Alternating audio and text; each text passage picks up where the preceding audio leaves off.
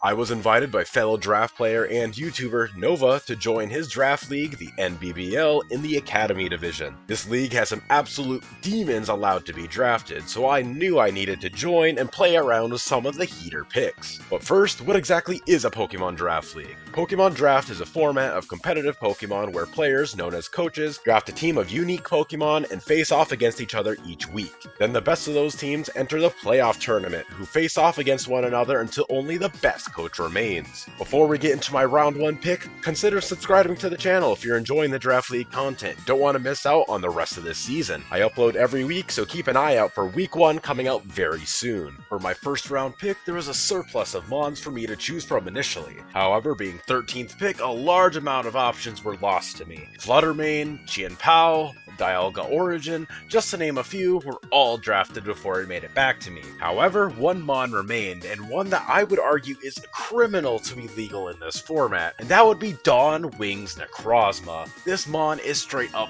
busted. I mean, just look at those stats. This thing is insanely bulky and hits like an absolute truck. Sure, its speed is fairly middling, especially when its only form of speed control is Dragon Dance or Trick Room. But with its insane stats, move pool, and ability to make it even bulkier, I am on a mission to prove this mon's worth to everybody. And of course, when drafting a mon with a quad dark weakness, I need a great switch into dark type moves. And it just so happens that the best spinner in the format made it back to me on the wheel, so I am proud to welcome Great Tusk onto the team. Yet another criminal pick to let drop to me, but hey, I'm not complaining. With Tusk's immense physical attack and defense, this thing is going to be a demon pair with Necrozma, especially when you consider it gets great utility being the best rapid spinner in the format, which not only removes hazards, but also boosts its speed to potentially sweep under the right circumstances.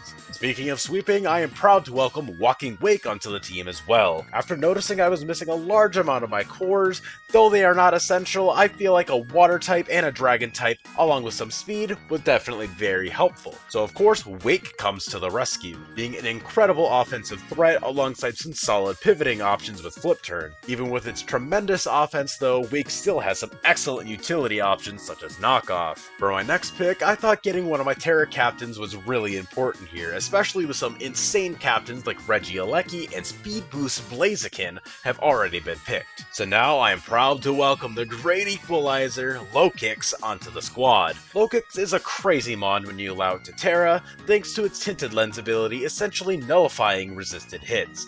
All it really needs is Terra Bug for double stab first impression, Dark for double stab knockoff and sucker punch, and Terra Fire to both smack physically defensive steals that can switch into first impression, as well as avoiding getting burned on setup variants. Who needs speed when you got some of the best priority in the game, am I right? And speaking of priority, I really wanted a more reliable switch into Dark and Ghost type attacks for Necrozma, while also being in desperate need of a Fairy type. So, when I saw Grimmsnarl was available, I knew I needed to nab him up. Not only does Grimmsnarl give me everything I was looking for, it also gives me some of the best Prankster support I could ask for, with dual screens, Thunder Wave, Taunt, Trick, and Parting Shot, all being able to support the rest of my team. Now that I've pretty solidly handled most of my offense for now, I really needed some reliable defense and hazard support, so who better than Clodsire to fill in this role? Claude getting both spikes and rocks is incredibly useful here, especially when you include it being able to be ran unaware to stop setup sweeps, or water absorb to have almost no defensive weaknesses overlap with Great Tusk. Claude, like always, is gonna drink hits and help me control the speed of the battle alongside my offensive powerhouses. Looking at the team, despite having some offensive demons on board, I am really lacking in some speed, so for my second Terra captain, I drafted Hisuian Electrode. Electrode is definitely more of an FU on faster speed tier, but if I can force some mons to be ran with a Scarf rather than another power boosting item, then that alone will be enough for me. With Terra Electric for double stab electric moves, Terra Ice for stab bolt beam coverage, and Fairy for amazing all-around type, Electrode may not be the star of the show, but with its pivoting and speedy characteristics, it'll surely put in work. But that's not all with the speed though, because by needing a fire type as well as a type to be able to patch up a bit of my ground weakness, alongside some speed, of course Talonflame was my next pick. Again, not only being able to offer some speed, Talonflame gives me some great pivoting and utility options, being able to grant priority Tailwind in a pinch, or be a solid overall defensive pivot with U-turn and Roost. Hell, it can even be ran physical or special depending on the week. Talonflame fills in a solid role that very few mons on the board still can give me. And now for my final two picks, I kinda needed a steel type, and sadly most of the other great steels were already taken.